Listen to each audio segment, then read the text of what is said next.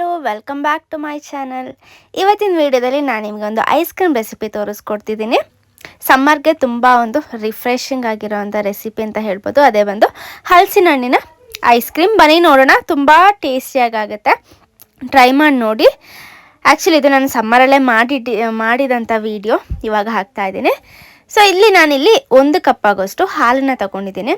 ಹಾಲನ್ನ ಸ್ವಲ್ಪ ಬಿಸಿ ಮಾಡ್ಕೊಂಡು ಕಾಯಿಸ್ಕೊಳ್ಳೋಣ. ಇದಕ್ಕೆ ಶುಗರ್ ನೋಡಿಕೊಂಡು ನಿಮಗೆ ಎಷ್ಟು ಶುಗರ್ ಬೇಕು ಅಷ್ಟು ಹಾಕ್ಕೊಳ್ಳಿ. ನಾನಿಲ್ಲೊಂದು 4 ಸ್ಪೂನಷ್ಟು, ಇದು ಟೀ ಸ್ಪೂನಷ್ಟು ನಾನು ಶುಗರ್ನ ಹಾಕ್ಕೊಳ್ತಾ ಇದ್ದೀನಿ. ನೀವು ಬೇಕಾದರೆ ಕಂಡೆನ್ಸ್ಡ್ ಮಿಲ್ಕ್ ಅಥವಾ ಮಿಲ್ಕ್ ಮೇಡ್ ಕೂಡ ಹಾಕ್ಕೋಬೋದು, ಟೇಸ್ಟ್ ಆಗುತ್ತೆ. ಸೊ ಆ್ಯಕ್ಚುಲಿ ನಾನು ಇದನ್ನು ಸ್ವಲ್ಪ ಇಂಗ್ರೀಡಿಯೆಂಟ್ಸಿಂದ ಮಾಡ್ತಾ ಇರೋದ್ರಿಂದ ಮನೇಲಿರೋ ಇಂಗ್ರೀಡಿಯೆಂಟ್ಸಿಂದನೇ ನಾನಿಲ್ಲಿ ಐಸ್ ಕ್ರೀಮ್ನ ತೋರಿಸ್ಕೊಡ್ತಿದ್ದೀನಿ. ನೆಕ್ಸ್ಟ್ ಇಲ್ಲಿ ಬಂದು ಒಂದು 2 ರಿಂದ 3 ಸ್ಪೂನಷ್ಟು ಕಾರ್ನ್ಫ್ಲೋರ್ ತಗೊಳ್ತಾ ಇದ್ದೀನಿ. ಕಾರ್ನ್ಫ್ಲೋರ್ಗೆ ನಾನಿಲ್ಲಿ ಸ್ವಲ್ಪ ನೀರನ್ನು ಸೇರಿಸ್ಕೊಳ್ತಾ ಇದ್ದೀನಿ. ಬಿಸಿ ನೀರನ್ನ ಸೇರಿಸ್ಕೋಬೇಡಿ, ಹಾಗೆಯೇ ಬಿಸಿ ಹಾಲು ಕೂಡ ಸೇರಿಸ್ಬೇಡಿ, ಅದು ಗಂಟು ಕಟ್ಕೊಬಿಡುತ್ತೆ. ಅಂದರೆ ರೂಮ್ ಟೆಂಪರೇಚರಲ್ಲಿರೋ ಹಾಲನ್ನು ಬೇಕಾದ್ರೆ ನೀವು ಮಿಕ್ಸ್ ಮಾಡ್ಕೋಬೋದು.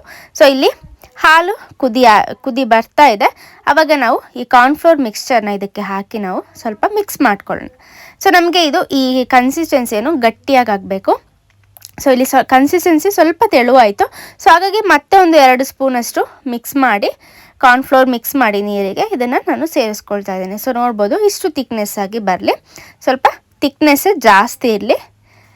ಸೊ ಈ ರೀತಿ ಮಾಡಿಕೊಂಡು ಒಂದು ಮಿಕ್ಸ್ನ ನೀವು ರೆಡಿ ಮಾಡ್ಕೋಬೇಕಾಗತ್ತೆ. ಸೊ ಸ್ವಲ್ಪ ಹೊತ್ತು ಕುದಿಸ್ಕೊಳ್ಳಿ, ಆವಾಗ ಇನ್ನೂ ಗಟ್ಟಿಯಾಗುತ್ತೆ. ಸೊ ಇದಕ್ಕೆ ನಾನಿಲ್ಲಿ ಫ್ಲೇವರ್ಗೆ ವೆನಿಲಾ ಎಸೆನ್ಸ್ ಹಾಕ್ಕೊಳ್ತಾ ಇದ್ದೀನಿ. ನಿಮಗೆ ವೆನಿಲಾ ಎಸೆನ್ಸ್ ಇಲ್ಲ ಅಂದರೆ ಏಲಕ್ಕಿ ಪುಡಿ ಹಾಕ್ಕೋಬೋದು. ಸೊ ಏಲಕ್ಕಿನ ಪೂರ್ತಿ ಚೆನ್ನಾಗಿ ಪುಡಿ ಮಾಡ್ಕೊಳ್ಳಿ. ಸೊ ಇಲ್ಲಿ ನಮಗೆ ಮಿಕ್ಸ್ ರೆಡಿ ಆಗಿದೆ. ಇದನ್ನು ತಣ್ಣಗಾಗೋದಕ್ಕೆ ಬಿಟ್ಬಿಡೋಣ. ನೆಕ್ಸ್ಟ್ ಮೇಯ್ನ್ ಇಂಗ್ರೀಡಿಯೆಂಟ್ಸ್ ಬಂದು ಹಲಸಿನ ಹಣ್ಣು. ತುಂಬ ಹಣ್ಣಾಗಿರೋವಂಥ ಹಲಸಿನ ಹಣ್ಣನ್ನು ತಗೊಳ್ಳಿ. ನಾನಿಲ್ಲಿ ಒಂದು 2 ಕಪ್ ಆಗೋಷ್ಟು ಹಲಸಿನ ಹಣ್ಣನ್ನ ತಗೊಳ್ತಾ ಇದ್ದೀನಿ. ತುಂಬ ಸ್ವೀಟ್ ಇದೆ, ಇದು ಸ್ವೀಟ್ ಇರೋವಂಥದ್ದೇ ಆಗಬೇಕು. ಇದಕ್ಕೆ ಒಂದು 4 ಟೇಬಲ್ ಸ್ಪೂನಷ್ಟು ವಿಪ್ಪಿಂಗ್ ಕ್ರೀಮ್ ಹಾಕ್ಕೊಳ್ತಾ ಇದ್ದೀನಿ. ಸೊ ವಿಪ್ಪಿಂಗ್ ಕ್ರೀಮ್ನೇ ತಗೊಳ್ಳಿ. ವಿಪ್ಪಿಂಗ್ ಕ್ರೀಮ್ ಇಲ್ಲಾಂದರೆ ಫ್ರೆಶ್ ಕ್ರೀಮ್ ಎರಡು ಕೂಡ ಮಿಕ್ಸ್ ಮಾಡಿ ಕೂಡ ಹಾಕ್ಕೋಬೋದು ನೀವು. ಸೊ ಇದನ್ನು ನಾವು ಗ್ರೈಂಡ್ ಮಾಡ್ಕೊಳ್ಳೋಣ. ಸೊ ಒಂಥರ ಈ ರೀತಿ ಪೇಸ್ಟ್ ಥರ ಆಗಬೇಕು. ಸೊ ನೋಡ್ಬೋದು, ಜಾಸ್ತಿ ಗ್ರೈಂಡ್ ಮಾಡೋದಕ್ಕೂ ಹೋಗಬೇಡಿ, ಹಲಸಿನ ಹಣ್ಣೆಲ್ಲ ಸ್ವಲ್ಪ ಮಿಕ್ಸ್ ಆಗಲಿ ಈ ರೀತಿ. ಸೊ ಸ್ವಲ್ಪ ತರಿ ಇದ್ದರೂ ನಿಮಗೆ ಏನು ಐಸ್ ಕ್ರೀಮ್ಸಲ್ಲಿ ಸ್ವಲ್ಪ ನಿಮಗೆ ನೋಡ್ಬೋದು, ಪೂರ್ತಿ ತೆಳುವಾದರೆ ಅದೊಂಥರ ಜ್ಯೂಸ್ ಥರ ಆಗೋಗ್ಬಿಡತ್ತೆ.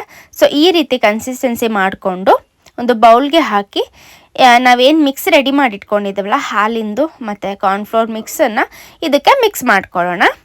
ಸೊ ನೋಡ್ಕೊಂಡು ಹಾಕ್ಕೊಳ್ಳಿ, ಪೂರ್ತಿ ತೆಳು ಮಾಡ್ಕೋಬೇಡಿ.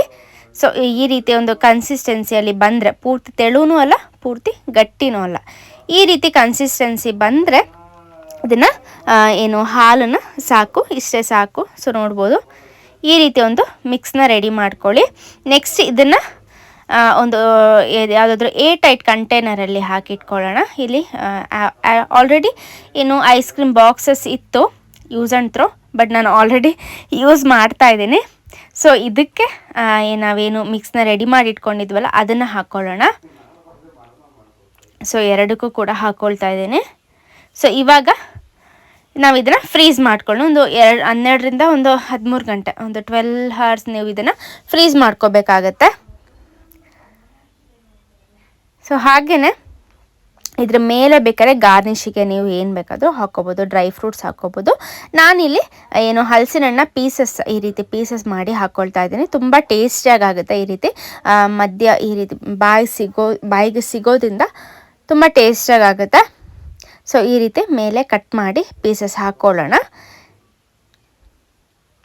ಡ್ರೈ ಫ್ರೂಟ್ಸ್ ಕೂಡ ಹಾಕ್ಕೋಬೋದು ಇಷ್ಟ ಇದ್ದರೆ.